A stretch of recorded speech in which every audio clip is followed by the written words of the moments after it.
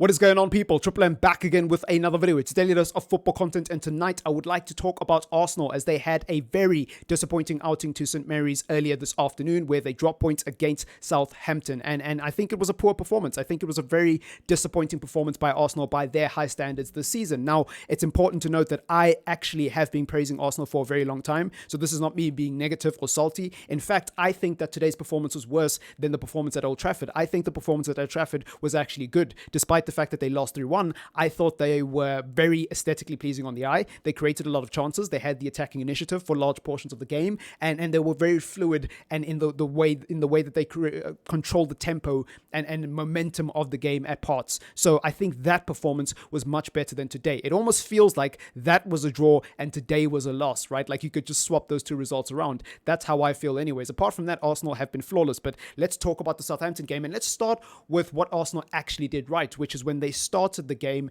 they bossed the momentum, the tempo. They had control of the possession. They created loads of chances, and Southampton were very naive. I understand what Ralph Hasenhuttl was trying to do.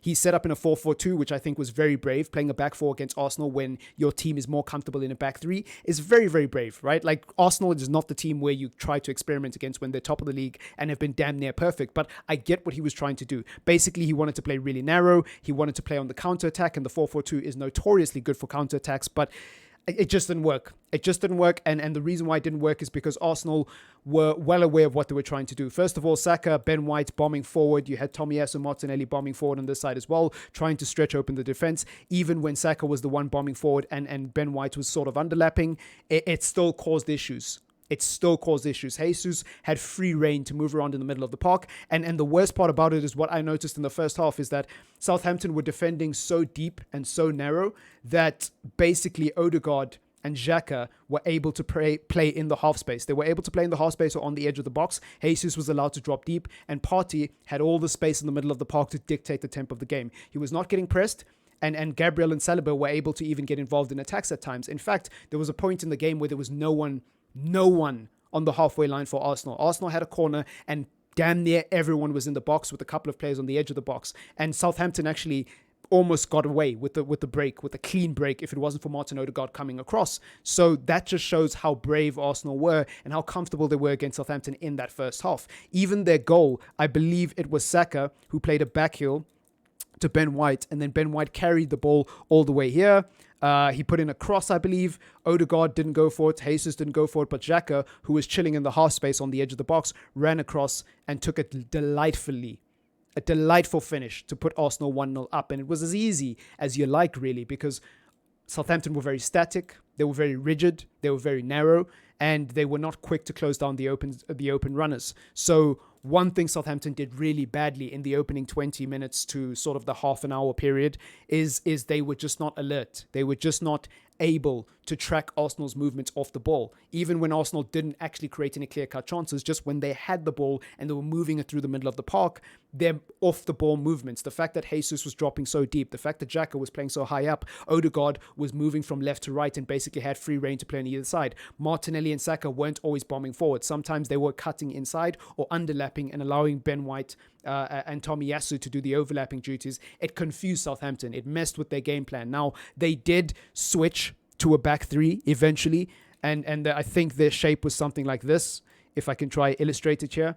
They played a back three for the rest of the game, and truth be told, they were much better, right? They were much better. I think it was a 5-3-1, if I'm not mistaken, from Arsenal. Just bear with me, you know. I really should be better organized for these types of things, but like I said, as you guys know, I don't really like to script my videos, right? So Arsenal was still playing their 4-3-3 shape, and Southampton switched to this 5-4-1, or 3-4-3, if you want to call it that, because when they were on the ball, their shape obviously changed.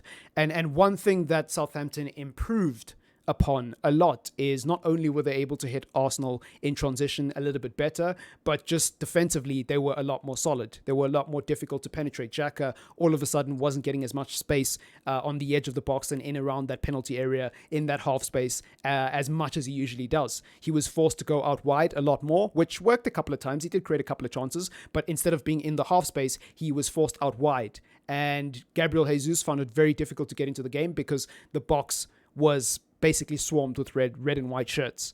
I think Martinelli had a couple of good runs, but he didn't really do enough to impact the game. Saka was also struggling to get into the game, in my personal opinion. Ben White, I think he had a really good game for what it's worth, even though he got hooked with, I think, about 20 minutes to go.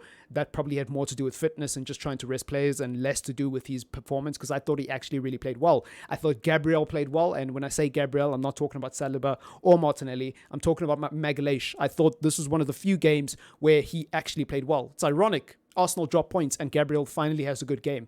Like, it's funny how these things work, because I think Gabriel has been a consistent weak point for Arsenal throughout the entire season. But today, I thought he played really well. Saliba, I thought he was kind of quiet. I didn't really notice him too much. I'm not going to lie.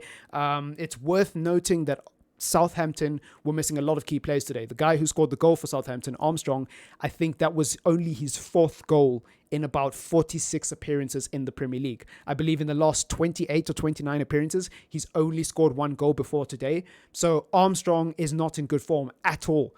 He hasn't been a good player for Southampton at all, at least not up front anyways.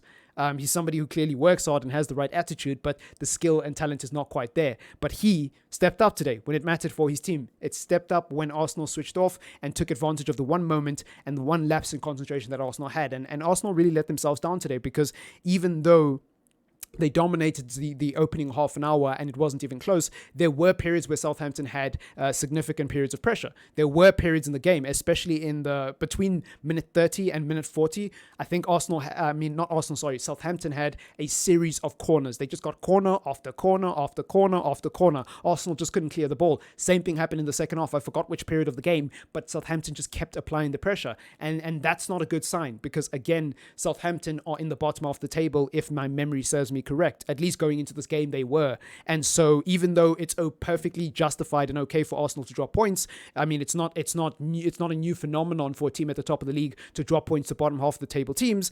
It is a slight concern. It is a slight concern. I'm not overreacting. I'm not suddenly saying that Arsenal are bad. I'm not saying that Arsenal are no longer title contenders, because they are still top of the league, and one bad performance doesn't erase the good performances they've had up until this point. But I am saying that if I was an Arsenal fan, I would be really, really underwhelmed and disappointed with today's performance. And I'd be asking myself the question, how is it that of all the teams we've played so far, Southampton is the one that we struggle against? Southampton is the one where we struggle to create clear-cut chances and then bury those clear-cut chances. You know what I mean? I don't know. Maybe I'm overthinking things with this game, but I thought Arsenal were pretty disappointing. Let me know what you think in the comments down below. If you want to, leave a like on the video if you want to support the channel. And of course, don't forget to subscribe if you are new. I am a Manchester United fan, but I don't just talk about United. I talk about a wide variety of teams on this channel, specifically Premier League teams. But yeah, mainly the big six, if I'm being completely honest, because I can't be asked to analyze a Nottingham Forest versus Leeds game as an example. But yeah, just, let me know what you guys think of the content so far, and let me know what you thought about this video in particular. It's been your boy TripleM. I will see you in the next one. Peace.